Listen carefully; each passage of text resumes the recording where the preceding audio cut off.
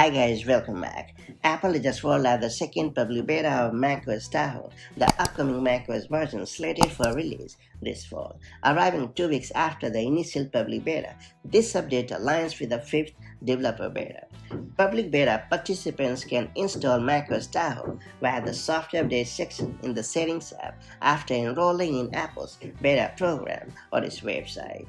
macOS Tahoe adopts the sleek liquid glass design introduced with iOS 26, extending it to app icons, folders, the dock, in-app navigation, menus, the control center, and the menu bar.